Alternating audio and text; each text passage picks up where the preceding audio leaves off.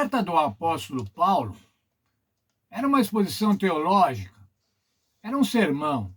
Ela deveria ser lida para os membros da igreja. Ela deveria ser lida em cada unidade onde a igreja se reunia. Era para ser lida em voz alta. Era um sermão para os lares. Na verdade, irmãos, a igreja cristã nascente, a igreja cristã do primeiro século, ela se reunia nas casas. Eram pequenos grupos tais como nós temos hoje, com a família, os pais, o pai, o filho, a mãe, os parentes, aqueles mais próximos, alguns vizinhos, alguns agregados, alguns patrocinados, que eram aqueles que dependiam daquela família. Ou então uma ou mais famílias que se reuniam para louvar a Deus, para aprender da palavra de Deus. Qual era, então, a temática desse sermão? O que o apóstolo Paulo pretendia transmitir para esses pequenos grupos, para essas igrejas cristãs primitivas, igrejas cristãs nascentes? Primeiro, a herança da conduta cristã. Qual era a herança? Qual era a conduta? Qual deveria ser a conduta cristã? Qual era a missão da igreja? O apóstolo Paulo queria salientar a esses grupos qual era a missão, o que Deus estava propondo para eles. Mas ainda o testemunho, a perseverança, a fé e a esperança. Animar os irmãos. Mas, veja, irmãos, isso foi preservado na Bíblia, isso foi preservado no cânon bíblico. O Espírito Santo guardou essa mensagem até os nossos dias. Por quê? Veja ainda o que o apóstolo Paulo escreveu em Romanos 15, 4. Pois tudo o que outrora foi escrito para o nosso ensino foi escrito, para que pela paciência e consolação das Escrituras tenhamos esperança.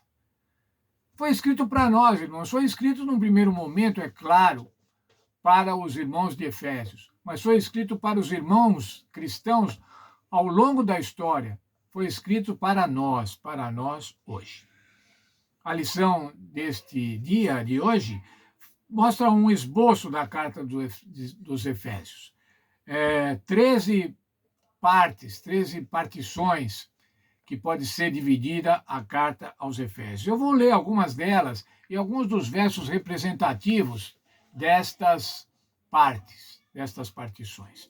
Primeiro uma saudação, depois uma bênção introdutória, depois a oração para os crentes, para que os crentes recebam a sabedoria centrada em Cristo. Prestem atenção, irmãos, centrada em Cristo. Depois ainda, uma vez espiritualmente mortos, agora exaltado com Cristo. Novamente, com Cristo. O texto de Efésios 2, verso 8 diz assim: pois é pela graça que sois salvos, e isso não vem de vós, é dom de Deus. Nós somos salvos, irmãos. Os irmãos cristãos, todos, são salvos por conta de Cristo. Ainda a quinta seção, a criação da igreja por Cristo, a partir de judeus e gentios. Essa era uma grande novidade, irmãos, a participação de estrangeiros, de gregos, gentios, na igreja. Veja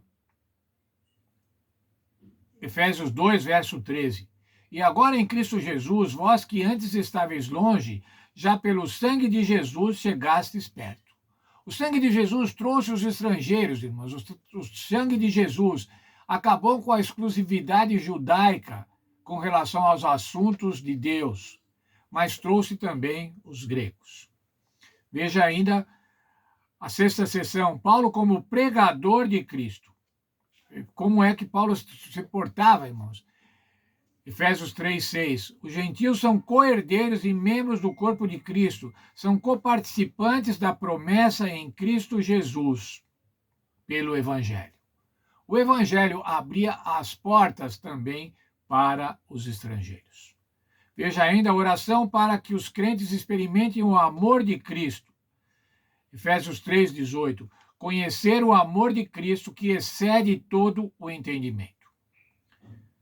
Ainda fala sobre a vida nova que alimenta a unidade cristã. Efésios 4, 32. Antes, sede uns para com os outros benignos, compassivos, perdoando-vos uns aos outros, como também Deus vos perdoou em Cristo.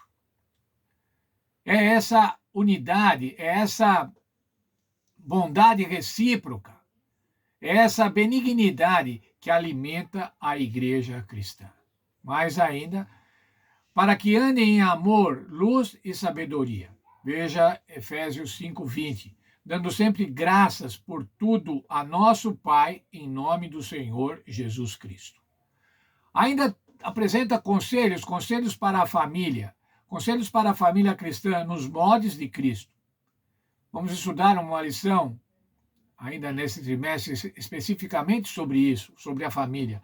Mas quero ler o verso de Efésios 5:25. Vós, maridos, amai as vossas mulheres, como também Cristo amou a igreja e a si mesmo se entregou por ela.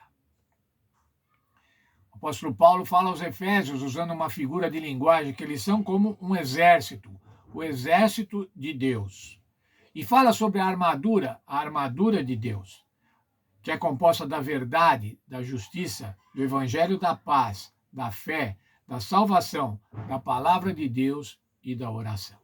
Veja, irmãos, o apóstolo Paulo fala em Efésios sobre Cristo, sobre a centralidade de Cristo, sobre como Cristo deve ser o centro da igreja, como Cristo deve ser a atenção dos membros da igreja, como os membros da igreja devem se comportar conforme Cristo. Isso será que era só para os Efésios, lá do primeiro século? Não, irmãos, isso é para a igreja ao longo da história. E isso é para nós hoje. Por isso, irmãos, que nós também vamos ouvir a carta aos Efésios. A lição recomenda que a gente faça uma leitura em voz alta da carta aos Efésios. Que tal fazer isso, irmãos? Que tal fazer? Faça. Eu também faço, vou fazer. A leitura em voz alta da carta aos Efésios, para ver como é que isso vai soar no ouvido. É bom quando a gente expressa oralmente o nosso pensamento. Ele bate no nosso cérebro de uma maneira diferente. E é isso que nós devemos fazer com a carta de Efésios. Vamos ler. Vamos pensar assim.